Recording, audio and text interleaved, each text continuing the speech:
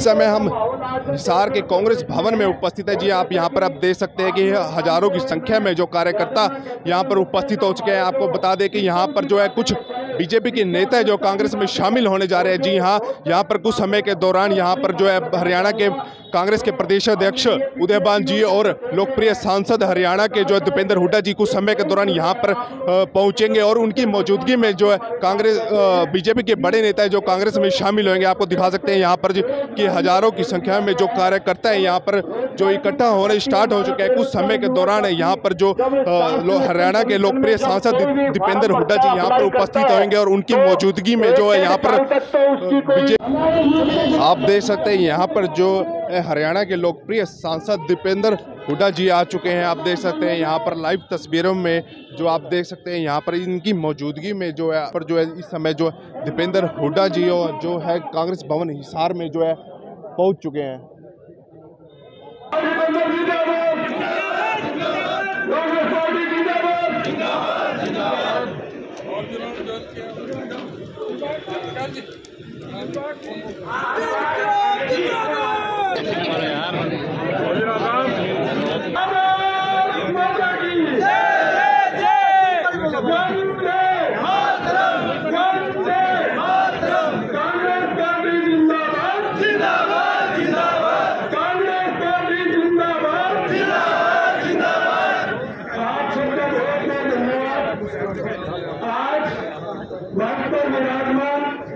हरियाणा प्रदेश Congress committee के अध्यक्ष आदरणीय उदयभान जी, युवा दिवंगत धड़कन राज्यसभा सांसद आदरणीय चौधरी दीपेंद्र सिंह हुड्डा जी, हमारे इस जिला के प्रभारी और पूर्व में केंद्रीय मंत्री रहे आदरणीय जयप्रकाश जी, करते हैं कांग्रेस पार्टी के आए रहेगा मेरे भाई हो और आज शिक्षा विधेयक शामिल हुए हैं और 52 साल से ये लोकदल पार्टी में नेहरू पार्टी है। 52 साल से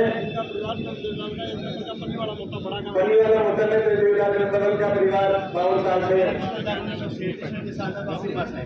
1937 से इस परिवार के जगीरदार हवा सिंह जी तो भाई जो रणजीत सिंह जी कस्बा का हवा सिंह जी का काम उतार का बहुत हम आपका भी बहुत बहुत धन्यवाद करते स्वागत करते और करण सिंह जी का खास तौर पर क्योंकि मेन प्रोग्राम जो हमारा यहाँ पे ज्वाइनिंग का था वो कार्यक्रम करण सिंह जी रालोदिया जी का ज्वाइनिंग का यहाँ पे आज उनका वो आए हैं और ठीक था क्या पार्टी में भी आए हो और आप परिवार में भी आए हो और आपका जो विश्वास के साथ आप आए हो ये हमारी सबकी जिम्मेदारी है और जिसमें मैं भी शामिल हूँ। मेरी भी वो जिम्मेदारी है कि उस विश्वास पे कभी ठेस नहीं आएगा। आपका मान सम्मान हमारी पूरी जिम्मेदारी रहेगी। सिंह जी आप आए हो परिवार की तरह एक पार्टी कांग्रेस पार्टी का हमारा अपना परिवार है और आप सही समय पे आए क्योंकि अभी जैसे ही आपने बताया 2014 में आजमपुर से आपने चुनाव लड़ा भारतीय जनता पार्टी और उसके बाद आपने ये पूरे विधानसभा क्षेत्र में बहुत से काम भी कराए। अब बाई इलेक्शन का समय आजमपुर के अंदर उपचुनाव क्यों हो रहा है मुझे ज्यादा आप लोग जानते हैं। मैं लंबी बात के भाषण में भी बहुत देर से आप लोग बैठे 12 बजे का प्रोग्राम था, हम बहुत देरी से आए उस बात के लिए आप लोग क्षमा चाहते हैं। लेकिन ये सही है कि इस आजमपुर के उपचुनाव की तरफ पूरा प्रदेश देखेगा और उसका कारण ये है कि पूरा प्रदेश हरियाणा प्रदेश आज बदलाव की तरफ देख रहा है। भाजपा की सरकार पिछले 8 साढ़े 8 साल से हरियाणा की सत्ता पर काबिज है सरकार। आज 8 साढ़े 8 साल में जो हरियाणा विकास दर में नंबर 1 होता था, प्रति व्यक्ति आय में नंबर 1 होता था, निवेश दर में नंबर 1 होता था, आज वो हरियाणा बेरोजगारी में सरकार के कार्यकाल में नंबर 1 हो गया। आज देश में सबसे ज्यादा बेरोजगारी आज हरियाणा में, आज देश में सबसे ज्यादा महंगाई क्योंकि सबसे ज्यादा व्यय हरियाणा के अंदर हर परिवार का गरीब से गरीब मध्यम वर्ग से मध्यम वर्ग परिवार का हर परिवार का बजट महंगाई और बेरोजगारी में हर परिवार का बजट बिगाड़ने का काम इस सरकार ने किया है। आज जो हरियाणा खुशहाली के लिए जाना जाता था, वो भ्रष्टाचार, बेरोजगारी के साथ साथ भ्रष्टाचार के लिए जाना जा रहा है। एक हर रोज दिन प्रतिदिन नए नए घोटाले सामने आते हैं और वो घोटाले सामने लाने वाले विपक्ष के लोग से ज्यादा सत्ता पक्ष के लोग आते हैं। कभी देवेंद्र बबली जी बताते हैं टोहाना में कौन लूट मचा रहा है, बीजेपी का कौन आदमी है। कभी डॉक्टर अरविंद शर्मा रोहतक में बताते हैं कि 300 करोड़ अमृत योजना कौन, रोहतक के पूर्व मंत्री कौन खा गए। कभी दादा गौतम बताते हैं कि कौन सा खोपा सारे महकमे लेके भी मन लग रहा है। तो भ्रष्टाचार के एक से एक मामले हर रोज सामने आते हैं। बेरोजगारी में नंबर 1, भ्रष्टाचार में नंबर, लूटने में लगे हुए हैं। आपस में महकमे बांट लिए गए, कोई शराब का महकमा, कोई माइनिंग का महकमा, कोई रजिस्ट्री का, कोई तहसील का महकमा। किस तरीके से लूटा जा सकता है हरियाणा को, हरियाणा लोगों के बारे में भूल गए, हरियाणा को आगे लेके जाने के बारे में भूल गए। नहीं तो बेरोजगारी में हरियाणा का नंबर 1 बनना है कोई, हरियाणा दिल्ली के तीन तरफ। यहाँ तो रोजगार सबसे ज्यादा होना चाहिए। मगर इस प्रदेश के अंदर ऐसा दुर्भाग्य की ऐसी सरकार आई जिसमें हरियाणा के नौजवान के भविष्य की कोई चिंता नहीं। आज जहां भी देखें हम, जिस क्षेत्र में देखें, उस क्षेत्र के अंदर किसान देखे, किसान कितना दुखी है कि किसी कानून, किसान का आंदोलन आपको याद, नौजवान कभी अग्निपथ की योजना आती है, लड़ाई इस बात की नहीं लड़ रहे कुछ नया मिले, लड़ाई इस बात की लड़नी पड़ रही है सरकार से कि जो है वो बता रहे। किसानों ने किस बात के लिए आंदोलन करना पड़ा कि भाई न्यूनतम समर्थन मूल्य तो मंडी में मिलता था, मिलती रहे। जवानों को किस बात के लिए आना पड़ा, नौजवानों को, कि भाई फौज में जो पक्की भर्ती होती थी, 5,000 बच्चे हर साल हरियाणा से फौज में पक्की भर्ती होते थे, वो 5,000। इस समय हमारे साथ पूर्व केंद्रीय मंत्री जयप्रकाश जी उपस्थित हैं। जी हाँ, जब दौर चल चुका है एक पार्टी से दूसरी पार्टी में जाने का, इस वक्त जो है बीजेपी से जो कुछ नेता जो कांग्रेस में शामिल होने जा रहे हैं, आइए जानते हैं इनसे कि आखिर कौन कौन से नेता है जो बीजेपी की छोड़ के कांग्रेस में शामिल हो रहे हैं। नमस्कार सर। देखिए, वैसे तो जिस दिन से कुलदीप बिश्नोई ने कांग्रेस छोड़ी, उसी दिन से भारतीय जनता पार्टी विशेष तौर से और दूसरी पार्टियों के लोगों ने कांग्रेस पार्टी में आना शुरू हुआ है। और आज मिस्टर करण सिंह रानौलिया, जिन्होंने 14 में भी चुनाव लड़ा था कांग्रेस पार्टी से, और उनके साथ वो चेयरमैन भी रहे माटी कला बोर्ड के, उनके साथ हैं और काफ़ी लोग, जिसमें दिलबाग सिंह आर्य, संघ प्रवेश 56 वर्ष, अगर सारा इनको बताऊं तो दायित्व जिला बौद्धिक प्रमुख, मतलब राजनीतिक दायित्व 2014 में नलवा विधानसभा चुनाव के प्रचार प्रभारी, राकेश गोयल जी सोशल मीडिया प्रभारी भाजपा स्वच्छता अभियान, सुनील कांगड़ा जी ठसका हरियाणा वाल्मीकि संगठन अध्यक्ष बीजेपी मंडल, राजेंद्र लोहान जी, जयप्रकाश जी, अनिल जी ये कार्यकर्ता के रूप में काम करते थे, परवीन गुज्जर जी, अशोक चौहान जी, रोहतास कुमार जी, सुरेंद्र पंगाल जी, विक्रम शर्मा जी चंदन नगर, मोनू वर्मा जी चंदन नगर, गुलजारी पंगाल जी युवा टीम चंदन नगर, राजकुमार जी, राजा गुज्जर जी, और उसमें हमारे कुछ साथी हैं, राजकुमार पंगाल जी चंदन नगर के ही हैं, यूथ हैं, सूबे सिंह, सीताराम जी, चंद्रमोहन सुधीर जी, कालू गुज्जर जी, सतवीर जी, और हमारे एक जिला के वाइस प्रेसिडेंट थे भारतीय जनता पार्टी के चौहान, जो बगड़ा गांव से हैं। तो ये सब और इनके दूसरे सहयोगी साथी, और कुछ एक लिस्ट जो कल आएगी, कल फिर इसी तरह का कार्यक्रम हम आदमपुर गांव में कर रहे हैं। तो आदमपुर गांव में दीपेंद्र सिंह जी, हमारे पीसीसी प्रेसिडेंट चौधरी उदयभान जी, हम लोग जाएंगे, वहाँ भी एक ऐसी ज्वाइनिंग है। तो आज इन सब साथियों ने भारतीय जनता पार्टी को छोड़ करके कांग्रेस पार्टी में आस्था व्यक्त की है, और चौधरी भूपेंद्र सिंह हुड्डा और चौधरी उदयभान का नेतृत्व इन्होंने स्वीकार किया।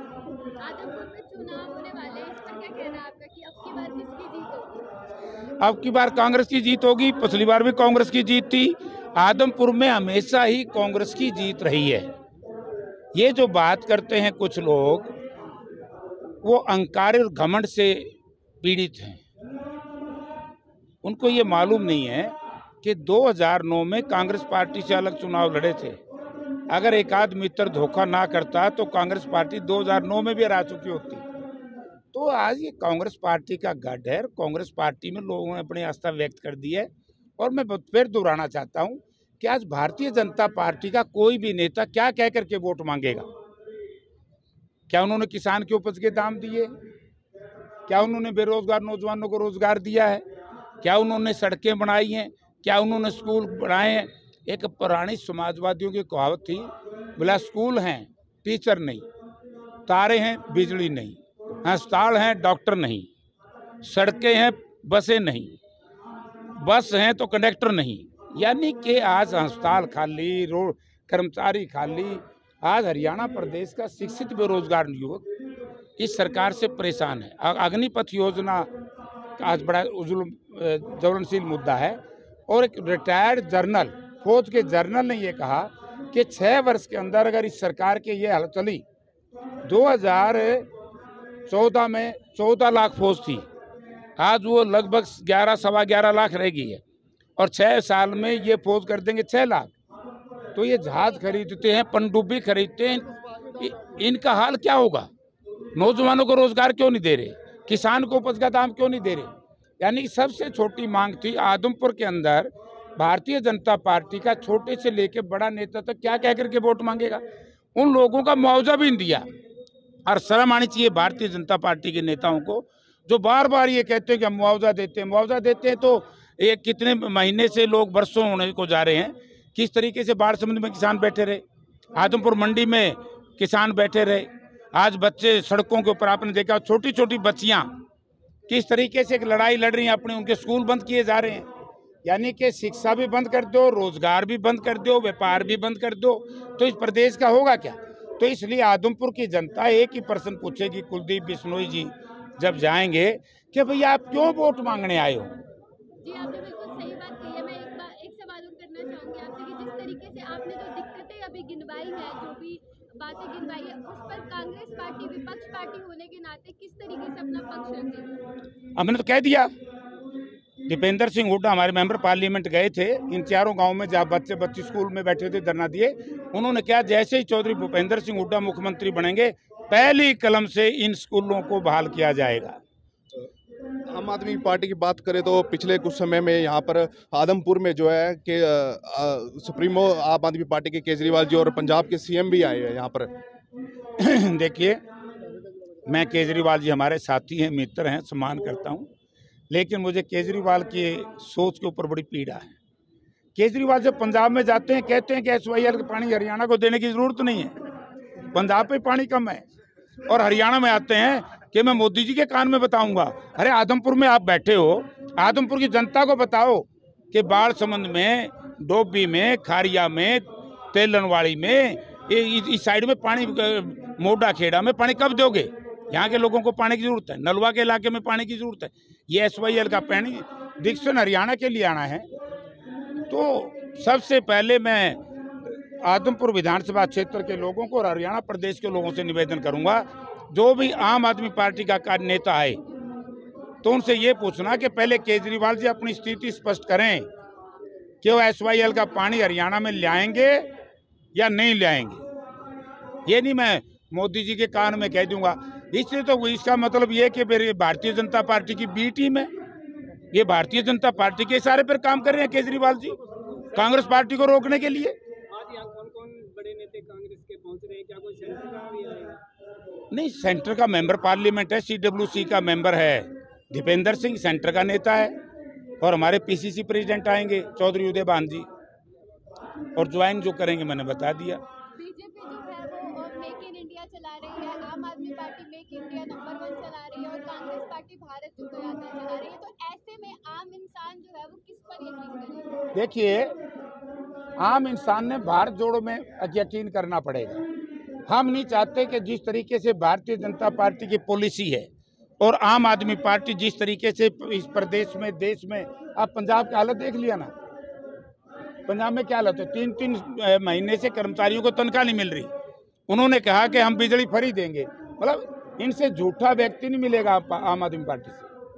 आपने दिल्ली का 4 दिन का पहला फैसला पड़ा होगा कैबिनेट का, उन्होंने कह दिया कि जिन लोगों को सब्सिडी मिली है बिजली पे, हम उनको फार्म भेजेंगे, फार्म भरो कि हमें सब्सिडी नहीं चाहिए। नहीं क्यों थी? ये वही बीजेपी वाला काम कर दिया। पहले तो उज्ज्वला योजना के तहत गरीब लोगों को सिलेंडर फ्री दे दिए, अरे वो 1100 रुपए के कर दिए, कह दिया अब सब्सिडी खत्म, भाई तुम बड़े अच्छे आदमी हो। जी बिल्कुल, आप सही कह रहे हैं। सुप्रीम कोर्ट का भी अभी थोड़े दिन पहले ये बयान आया था कि जो आम आदमी पार्टी रेलवे सिस्टम चला रही है इसे बंद किया जाए, क्योंकि देश को जो है आर्थिक रूप से देश प्रभावित हो रहा है। इस पर क्या बयान है आपका? ये तो दोनों पार्टी चला रही हैं। भाई लोगों के जनहित के मामले को सोल्व करो। आज हरियाणा प्रदेश के नौजवानों को रोजगार दो, आज किसान के सूखे खेतों के लिए पानी का इंतजाम करो, अच्छी सड़कें बनाओ, अच्छे शिक्षण संस्थान बनाओ। केजरीवाल जी ने ये कहा कि मैं एक बात पूछना चाहता हूँ, मुझे अब ध्यान में आ गई। केजरीवाल बात करता है किसान की,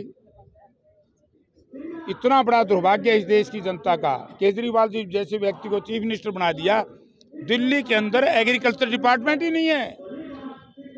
आम आदमी पार्टी का नेता ये बताए कि उसकी दिल्ली स्टेट में कौन है कृषि मंत्री? इन्होंने तो कृषि मंत्री नहीं बना रखा। और यहाँ के किसान की बात करते हैं या मजदूर की बात करते हैं, मजदूर का और आदरणीय श्रीमान केजरीवाल जी की पॉलिसियों का क्या लेना देना? आपने देखा कि बीजेपी के जो बड़े नेता है कांग्रेस में जो है शामिल हो रहे हैं। उपचुनाव की बात करें तो कभी भी आदमपुर उपचुनाव की कभी भी घोषणा हो सकती है। इस कारण जो है एक पार्टी से दूसरी पार्टी में जाने का दौर लगातार चलता जा रहा है। सभी पार्टियों द्वारा आदमपुर उपचुनाव में जीत की ताल ठोकते हुए वादा करते हुए नजर आ रहे हैं। आप आगे देखने की बात यह है कि आने वाले उपचुनाव में आदमपुर में जो होने वाले हैं, कौन सी पार्टी जीत का ताल ठोकती है।